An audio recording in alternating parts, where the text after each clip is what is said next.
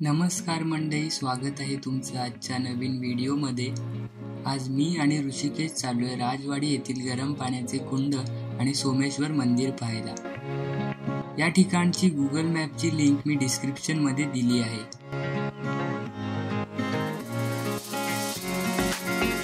आम्ही सावर्डे मार्गे या ठिकाणी गेलो, त्यामुळे प्रवासात आम्हाला आगवे, असुर्डे, आरवली, तुरळ ही गावे लागली। मुंबई गोवा हायवेचे मोठ्या प्रमाणात काम सुद्धा सुरू होते।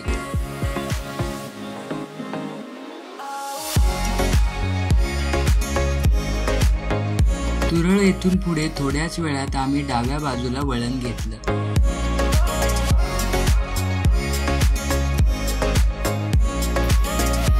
पुढे थोड्याच वेळात आम्हाला श्री देव सोमेश्वर मंदिर आणि गरम पाण्याचे कुंड, राजवाडी, ब्राह्मणवाडी अशी कमान दिसली आणि आम्ही तिथेच गाडी थांबवली। मंदिराकडे जाण्यासाठी पाखाडी केलेली आहे। आम्ही मस्तपैकी आजूबाजूच्या हिरवळीचा आनंद घेत कुंडाकडे जायला निघालो।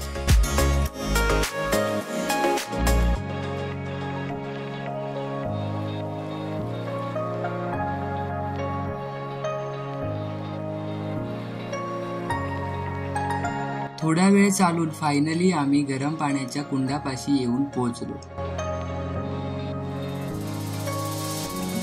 कुंडातलं पाणी खूपच गरम आहे, आतून बुडबुडे सुद्धा येत होते।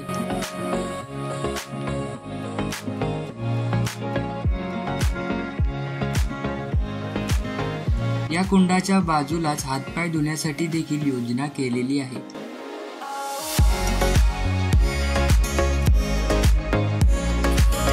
कुंड पाहून झाल्यावर आम्ही मंदिर पाहायला निघालो।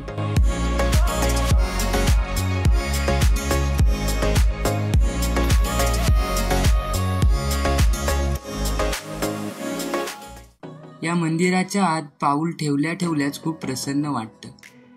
या मंदिरात खूप सुंदर असा सभा मंडप आहे।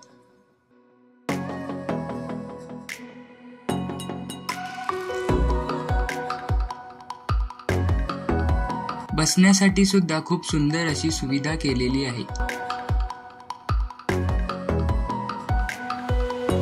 लाकडावर खूप सुंदररित्या केलेले कोरीव काम आपल्याला येथे पाहायला मिळते।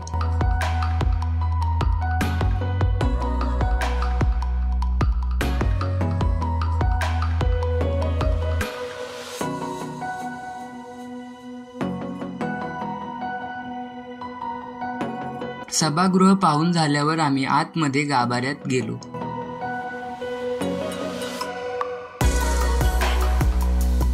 सुरुवातीलाच आपल्याला नंदीचे दर्शन घडते। या मंदिरात 2 गाभारे आहेत। खालचा गाभारा भगवान श्री शंकराचा व वरचा गाभारा भगवान श्री गणेशाचा आहे। गाभाऱ्याच्या बाहेर सुद्धा पिंड व काही मूर्त्या आहेत।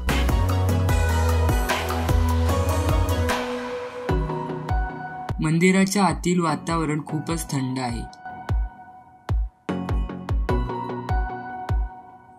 मंदिराच्या बाहेर सुंदर अशी दीपमाळ आहे।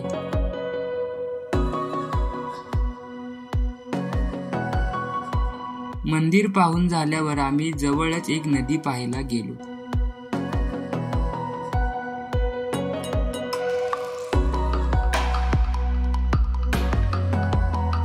येथे नदीमध्ये सुद्धा गरम पाण्याचे झरे आहेत।